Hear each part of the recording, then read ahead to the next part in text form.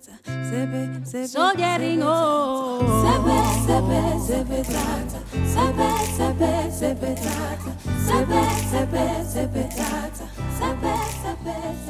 The inspiration for my music can come from anywhere. Any creative will tell you the same, that you just never know when the next idea will come. For me personally, in this song, I often go to bed with my phone not too far from me, because I know that a lot of the times I dream up melodies, or they come to me in my dreams. So what I do is I will have my phone on my bedside table, and the most recent app that is open will be my voice memos, and there I just wake up, if I have an idea, roll over, hit record, and then go back to sleep. That's exactly what happened for Lenga. It was just a melody that came first. There was no lyrics, nothing else. It was just the melody that sort of like came to me first that evening. And I actually recorded the voice note.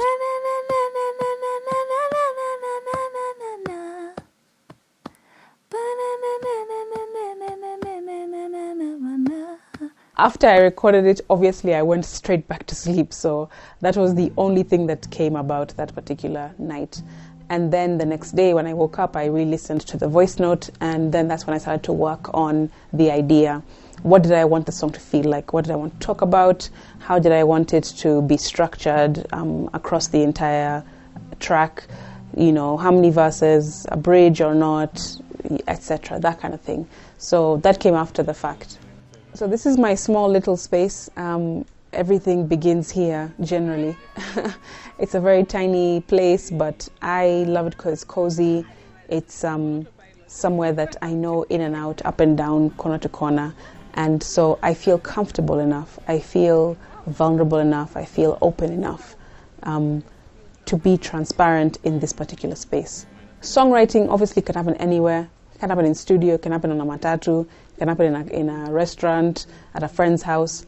But I just wanted to underscore that when you have a space that you're super comfortable in, and you invite maybe a friend or other musicians, songwriters into that space who you are also comfortable with, it can really, really make a difference to your songwriting. So yeah, this is my little space where this song, Lenga, began. Can we do like intros?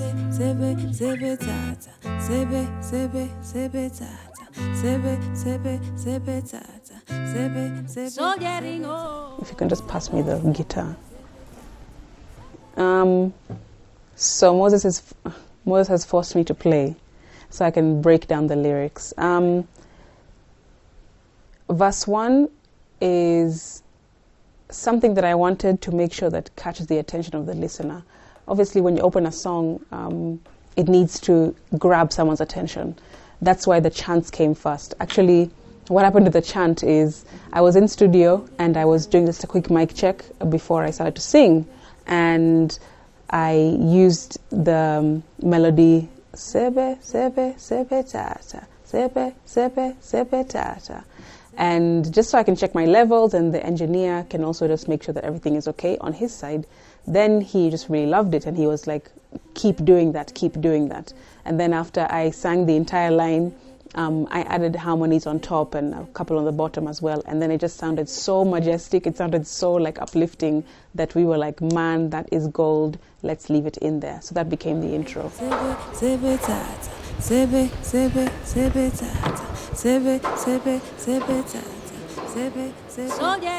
So verse 1 started with Leo sipangi line, kuwaga busy sinaga time, hizi changamoto zina divide, lakini baraka za multiply. That, for me, was important to start the song because the first two lines, Leo sipangi line, na kuwaga busy sinaga time, came from when I first moved to Nairobi in 2019. I had lots of women being very confident and very matter of fact. You know, they knew what they wanted, they knew how to get it, and they were not afraid to express it. They would say things like, mistaki hiyo, misipangi line, missing time, things like that. So that's where that came from, those first two lines. And then, of course, Leo najifeel sitadinai, na moyoni amona hai. Those two were just, again, accentuating the same sort of idea of being confident and not being afraid to say what you feel, what you think at any given moment. because I think as human beings we try to dim our light, we try to comply and sort of fit into society as much as possible and not really stand out, just because we want to get on with things and, you know, not make too much of a fuss. But at some point I think that you also need to, you know, step into your greatness and just be like, hey, you know what, I'm fierce, I'm the way I am, I want to say what's on my mind, things like that. So that's how the song started. Akili sauti, braids and beauty, usitupe, shed pali kuna shine. That particular line was just to play with my experience as a visually impaired person, that I perceive a little bit of light when it's daytime. And also, you know, that also can translate into don't throw shade on my shine. Don't, you know, pull the curtain down on the only thing that I'm able to see, which is light. So that was a play on that.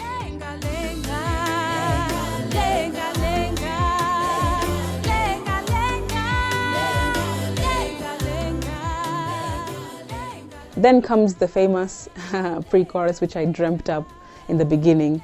I wanted that to be very coastal. That is something that I wanted to give the listener an understanding of where my inspiration comes as an artist at this point in my life anyway. For sure, it's very coastal, and I want to appreciate what the coast has been able to teach me about music and creativity.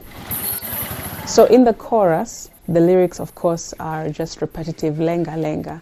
This is something that I definitely wanted to make sure that is very poignant in the song, something that is deliberate and intentional.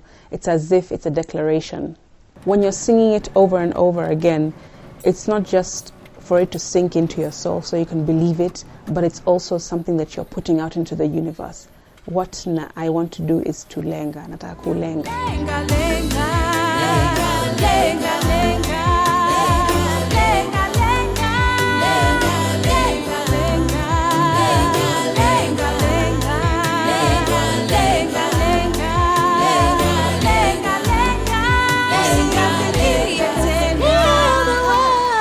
lenga, kila smile, moyo mwepesi chakacha style. In verse 2, a little bit more of that assertive fierceness comes in. Heal the world with a killer smile, na moyo mwepesi chakacha style. Oh, what a time to be alive, feel the vibe. As well, we went through a very difficult time, and I believe as an artist, you know, you're here to sort of like comment on the times and reflect on the times on behalf of the people that maybe cannot express it the way you as a creative can, because everyone has their own special and unique gift in you know, ways to express things that's happening in the world. Oh, what a time to be alive as well speaks about in this moment, whatever moment it is, whatever you're going through right now. It might be difficult, it might be challenging, it might be the opposite of what you had hoped for, but it's still such a celebration that you're still alive, you know, like you're still here to tell the story and to live another day kind of thing. That's what that was about. Don't you ever be sorry, usipoteze time ukiwori, hata wakija zangori, shida zao bebe kwa lori. For that part, it was just me trying to be very playful, because that's not something that I would usually say out loud. I'm a very sort of quiet person. I observe more than I speak. I listen more than I express. So that was just me being able to use this song, use the 3 minutes or 4 minutes to be as open and as bold as possible. It's a blank canvas and I can say what I like. So don't you ever be sorry, and don't waste time worrying. Hata wakija zangori. Yeah, so that was that. You'll notice as well in the song that I mix coastal Swahili with Nairobi Swahili, that sheng that has been influencing me since I've moved here in 2019. That also was as well on purpose, because I wanted different types of people to be able to connect with the song, not just for people to hear it and then feel, oh, that's a coastal song, it's not really for me. Or for people to hear it and say, oh, those lyrics are kind of like sheng, they're a mixture of English and Swahili and etc. I wanted it to be a universal song. So for the final section, in the video, you'll notice that we decided to have a few comments sort of like as the visuals, and to have that coupled up with the bridge of the song, which starts negativity Lenga, sauti za vizuizi Lenga.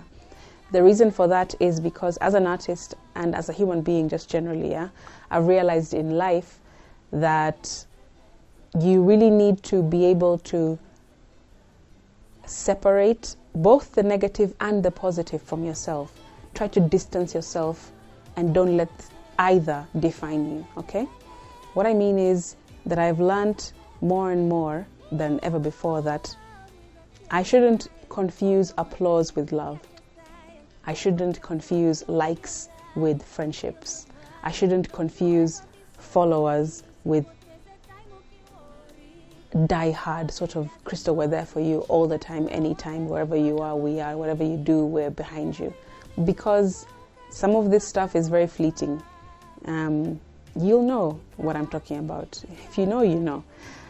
And so whatever it is, negative or positive, you just need to focus and make sure that una lenga. You're continuing your journey. You're continuing with what you are supposed to be out here doing. I think that's very important for people to understand as well. Endelea, endelea, sioni na bado natembea. Mja hunena, Mungu hutenda, hapo mindo na lenga ya ya.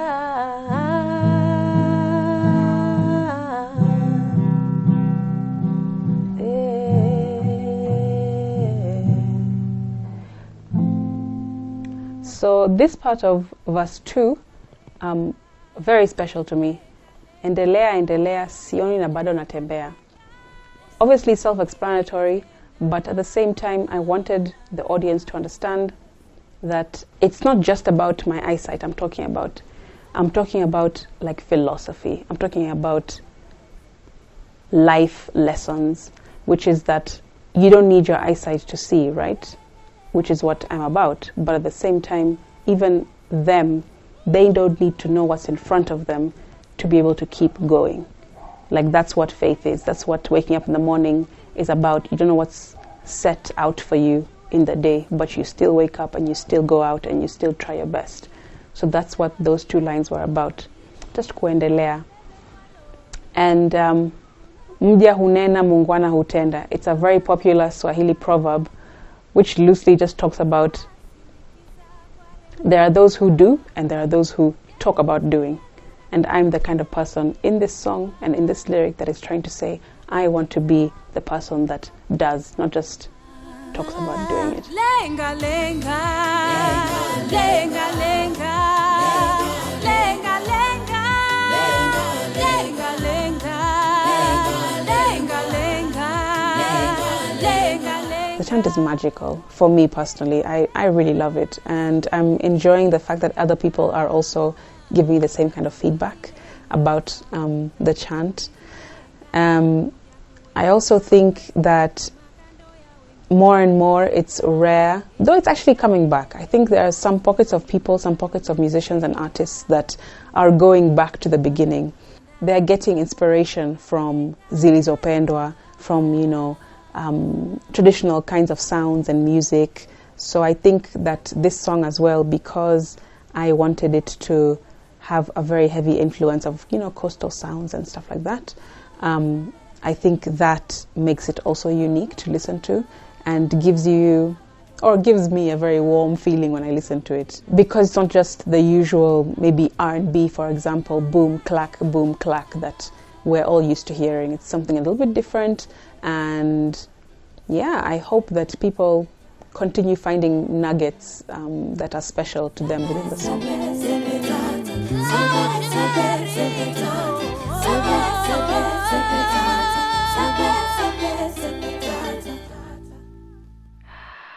Tata.